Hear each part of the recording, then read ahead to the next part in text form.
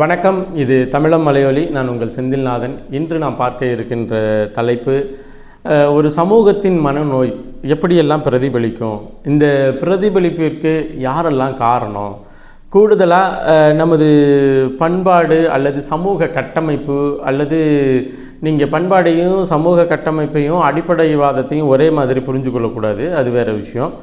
இதெல்லாம் எங்கு போகிறது என்பது குறித்து தான் இந்த காணொளி பதிவு. குறிப்பாக இந்த காணொளி பதிவினுடைய முகப்பு படத்தை நீங்கள் பார்த்த உடனேயே முடிவுக்கு வந்திருப்பீங்க நம்ம எது குறித்து பேச இருக்கிறோன்னு.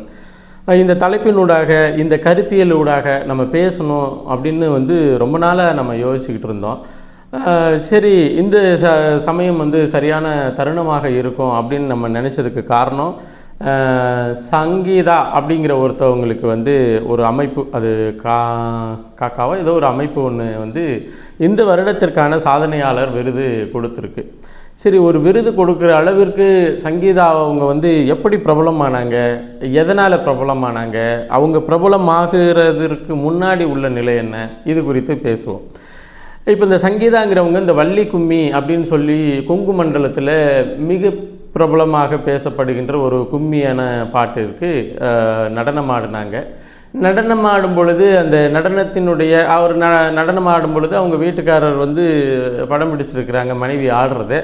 வீட்டுக்காரரை பார்த்து ஒரு கண்ணடித்து ஒரு நாக்க துருத்துற மாதிரி ஒரு செகண்ட் போகிற அந்த காட்சி. அந்த காட்சி சோசியல் மீடியா என்று சொல்லக்கூடிய சமூக வலைதளங்களில் பரப்பப்பட்டது. அது மிகப்பெரிய அளவில் எல்லாராலையும் பேசப்பட்டது. அவங்கவுங்களுக்கு பிடிச்ச அந்த பின்னணி பாடலை போட்டு அந்த இதை பரப்பிட்டாங்க. அது எல்லாருக்கிட்டையும் போய் சேர்ந்துருச்சுன்னு வச்சுக்கோங்களேன். அப்போ சேர்ந்த பொழுது அதன் பிறகு அந்த பெண்ணுக்கு, அந்த சங்கீதாவிற்கு மிகப்பெரிய சிக்கல். அதாவது என்னென்னா, ஒரு கட்டமைப்புக்குள்ளே வாழ்கிறவங்க அவங்களுக்கு ஒரு பாரம்பரியமான ஒரு நடனத்தில் பங்கேற்ற பிறகு அதன் பிறகு வந்த பின்விளைவுகளை அவங்களால எதிர்கொள்ள முடியாமல் கண்ணீரும் கம்பளையுமாக பேட்டி கொடுத்த காரணங்கள்லாம் உண்டு. அப்புறம் பேட்டி கொடுத்தாங்க.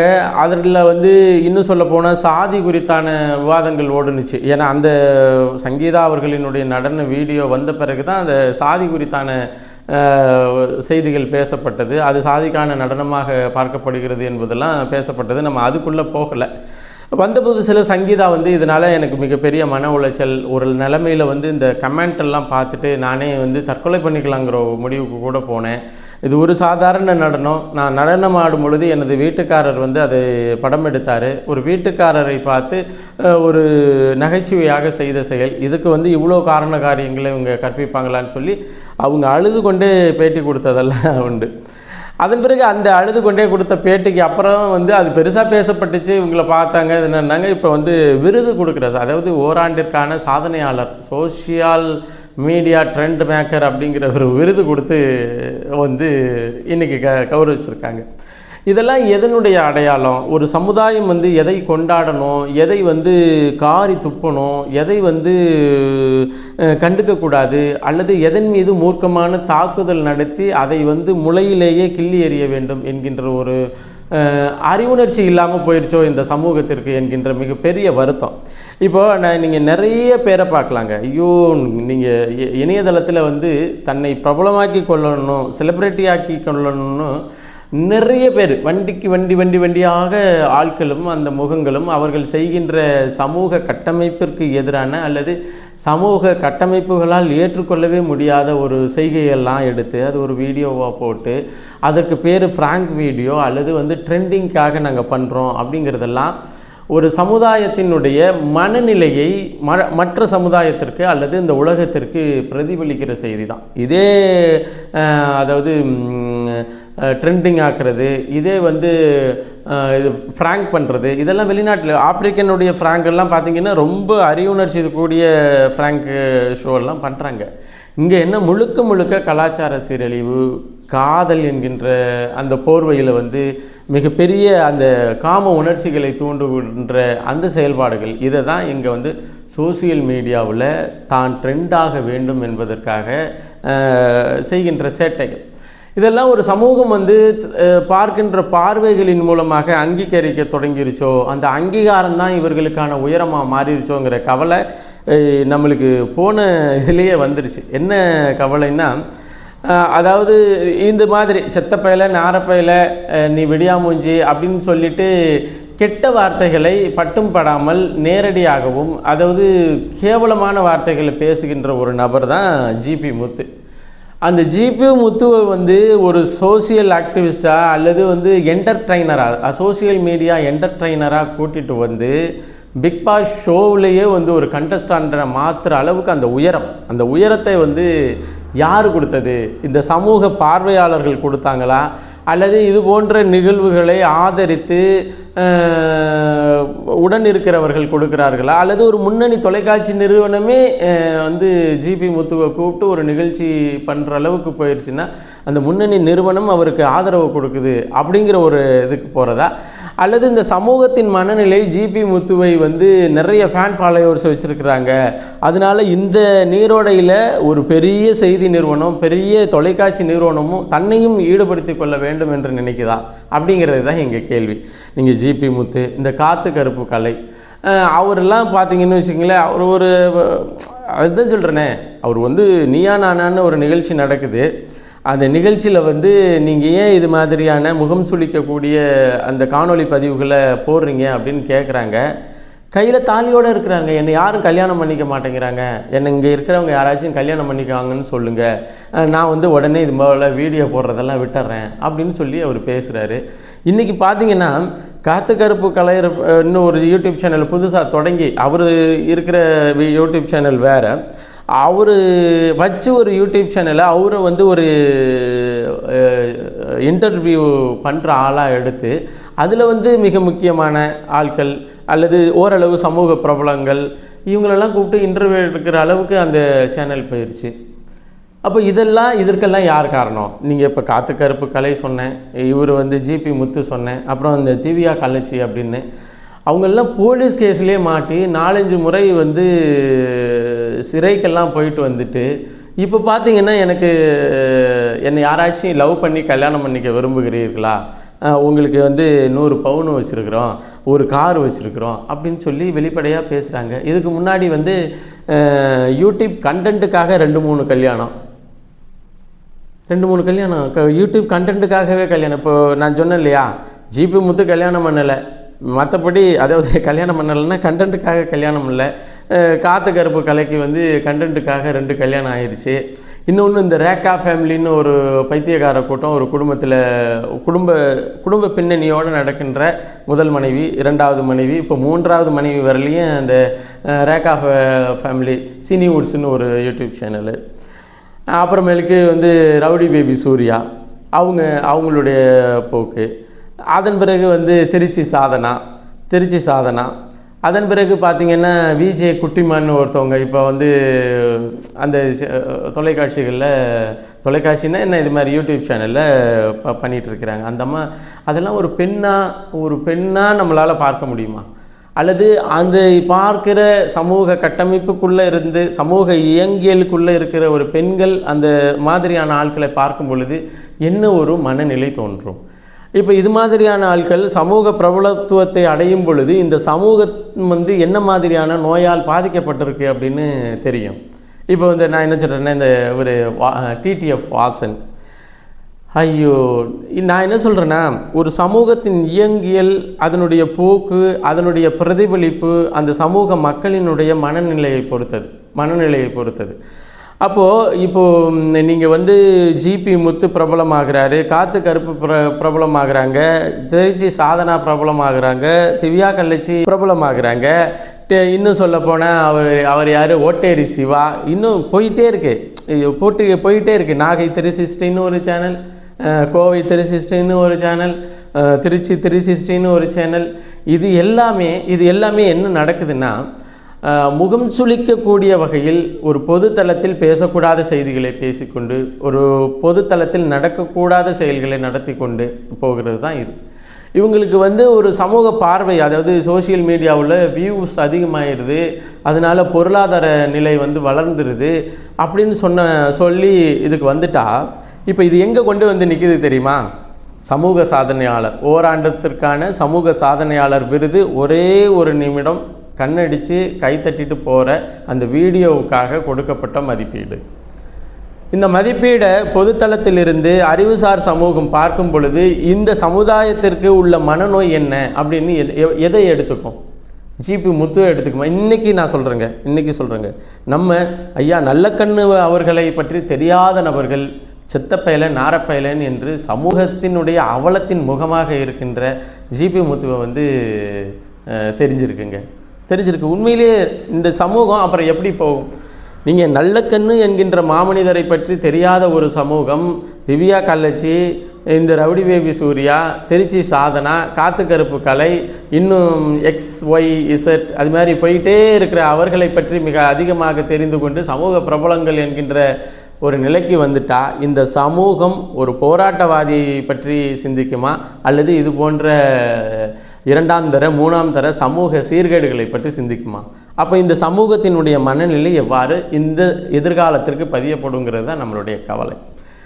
இப்போது ஒன்றும் இல்லைங்க, நீங்கள் காத்துக்கருப்பு கலை முதல் முறை இது போன்ற ஒரு சிக்கலான அல்லது சமூகத்திற்கு ஒவ்வாத அல்லது முகம் சுளிக்கக்கூடிய ஒரு வீடியோவை போடும் பொழுது அதை பார்த்தவன் வந்து போய் 4 சாத்திருந்தான்னு வச்சுக்குவேன், அவன் தெரிந்திருப்பான்.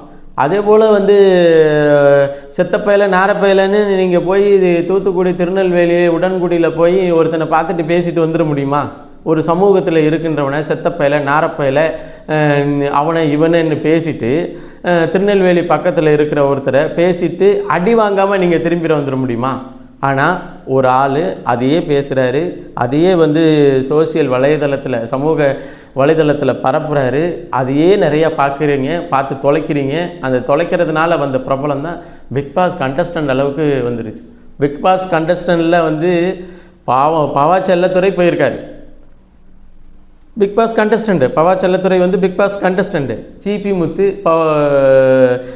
Big pass contestant. இப்போ சொல்லுங்கள், ஜிபி முத்துக்கும் பவா செல்லத்துறை என்கின்ற ஒரு இலக்கியவாதிக்கும் அவருடைய இலக்கியம், அவருடைய கதையாடல், அவருடைய மேன்மை, அவருடைய கருத்து, அவருடைய சமூக சிந்தனை இதெல்லாம் இப்போ என்ன ஆயிடுச்சு தெரியுமா? ஜிபி முத்துக்கு இணையானவராக வந்துடுச்சு.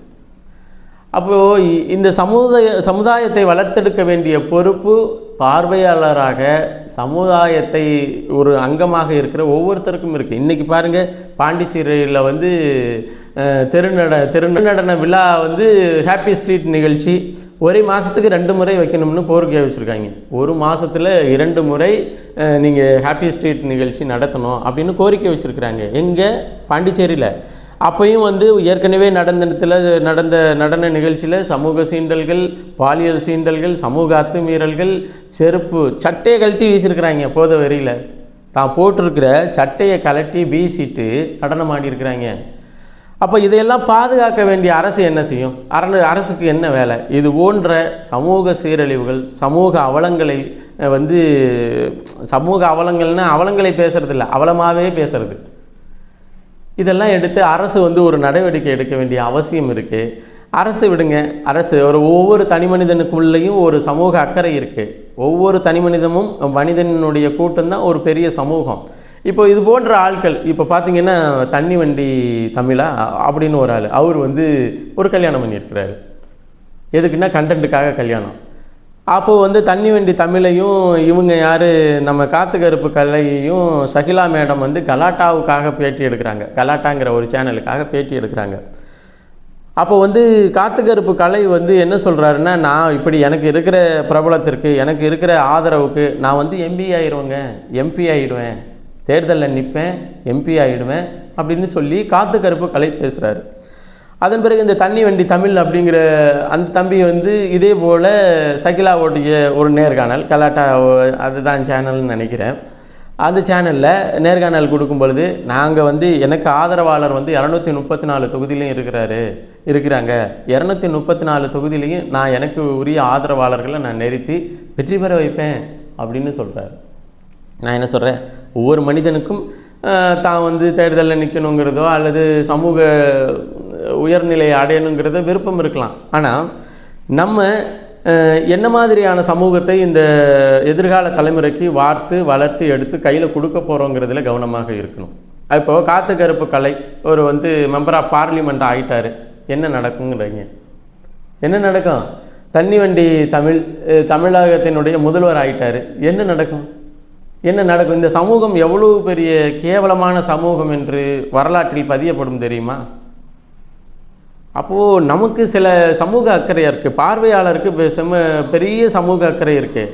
நம்ம வந்து ஒரு தம்ப்நெயிலில் மயங்கி போகிறோம், தம்ப்நெயிலை பார்த்துட்டு உடனே விட்டுறோமா, அந்த கேவலங்கட்டவங்க போடுற ஆட்டத்தை கடைசி வரலையும் பார்க்குறோம். என்ன ஆட்டம்னா அதுலேயும் இந்த விஜய் குட்டிமான்னு ஒரு அம்மா வந்து ஒரு பாப்பா வந்து பாவம், அதை பெற்றவங்க பாவம், உண்மையிலே ஒரு பாவத்தை பெற்றிருக்கிறாங்க அப்படின்னு தான் நம்மளால் சொல்ல முடியும். அது வந்து நேர்காணல் எடுக்குது, இந்த பைத்தியங்களை கூப்பிட்டுட்டு நேர்காணல் எடுக்குது. அந்த பைத்தியம் பலது என்ன சொல்கிறது, ஒரு கணவன் மனைவி ஒரு 4 பக்க அறைகளுக்குள் பேசிக்கொள்ளக்கூட தயங்குகின்ற செய்திகளை வெளிப்படையாக பேசி இது வந்து சோசியல் கண்டென்ட்னு வெளியில் போடுது.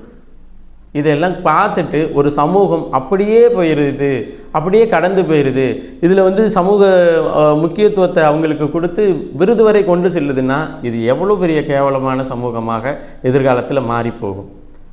ஒரு பெரிய கவலை தான். நம்ம சமுதாயம் வந்து கட்டமைப்புங்கிறது, சமுதாய கட்டமைப்பு ஒரு கட்டடத்திற்கு அடிக்கல், அதாவது அடித்தளம் எவ்வளவு முக்கியமோ, ஒரு சமூகம் சீரழியாமல் இருப்பதற்கும் சமூக பண்பாடு கலாச்சாரங்கள் வந்து மாறாமல் இருப்பதற்கும் ஒவ்வொருத்தருடைய வாழ்வியலும் மிக முக்கியம். இப்போ பெண்கள் வந்து கட்டமைப்போடு இருக்கணும், ஆண்கள் குடிக்கலாம், பெண்கள் குடிக்கக்கூடாதா?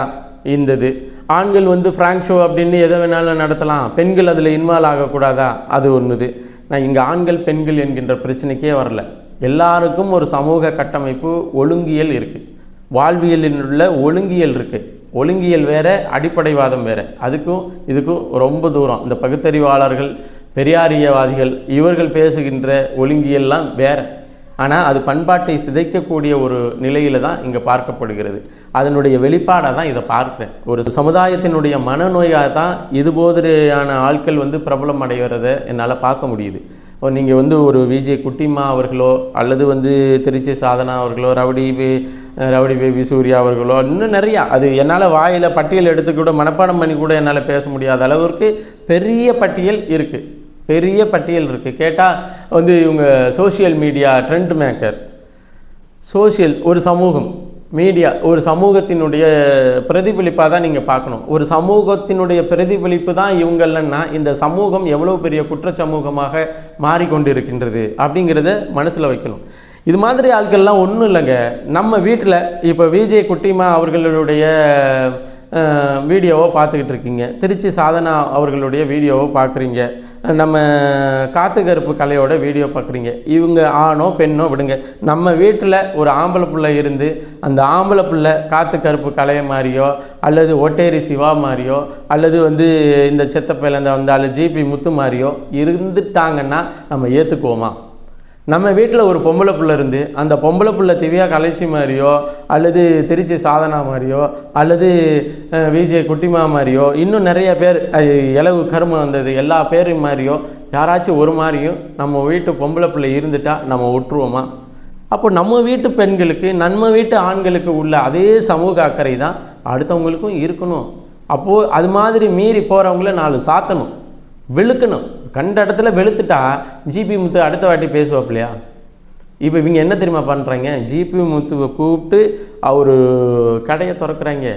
ஜிபி முத்து ஒரு லெட்ரு படிக்கிறதுக்கு இங்கேருந்து சவுதி அரேபியா போய் கலிஃபா அந்த கோபுரத்துக்கு முன்னாடி நின்று லெட்ரு படிக்கிறாரு. இது எவ்வளோ பெரிய அவஸ்தம், இது எவ்வளோ பெரிய மனநோயினுடைய வெளிப்பாடு. தயவு செய்து இதெல்லாம் ஆதரிக்காதீங்க. நீங்கள் வந்து ஒரு சமூகத்தினுடைய பிரதிபலிப்பு எதிர்கால தலைமுறைக்கான வரலாறாக மாறும். நீங்கள் எதிர்கால தலைமுறை வந்து நமது முன்னோர்கள் எப்படி வாழ்ந்தார்கள் அப்படின்னு சொல்லிட்டு அவன் படிக்க ஆரம்பித்தான்னா, ஜிபி முத்துக்கு வந்து மெம்பர் ஆஃப் பார்லிமெண்ட் கொடுத்துட்டாங்க, காத்து கருப்பு கலை வந்து மெம்பர் ஆஃப் பார்லிமெண்ட்டுன்னா இந்த கேவலமாக இந்த உலகம் நம்மளை பார்க்காதா? தமிழருடைய பண்பாடு, தமிழ் மொழிக்கென்று ஒரு கலாச்சாரம், வாழ்வியல், இயங்கியல் இதெல்லாம் இருக்குல்ல, இதை பற்றியெல்லாம் ஏன் யோசிக்க மாட்டேங்கிறீங்க? இதை பற்றியெல்லாம் யோசிக்காமல் வந்து ஒரே ஒரு கும்மி, ஒரே ஒரு கண்ணடிப்பு, அவங்களுக்கு ஒரு வருடத்திற்கான சாதனையாளர் அவார்டை கொடுத்துட்டு அதை வந்து கைத்தட்டிட்டு அதை ஒரு ட்ரெண்டாக்கிட்டு இந்த சமூகத்தினுடைய மனநோயினுடைய பிரதிபலிப்பாக இதெல்லாம் இருக்குங்க. ஆனால் மனநோயாளிகள் யார் அப்படின்னு சொன்னால் ஒட்டுமொத்த சமூகம் தான். ஒட்டுமொத்த சமூகம் தான் இதுக்கு பொறுப்பு. அதனால் இது மாதிரியான கழிசடைகளை அடித்து வெளுத்து அப்புறப்படுத்துங்க.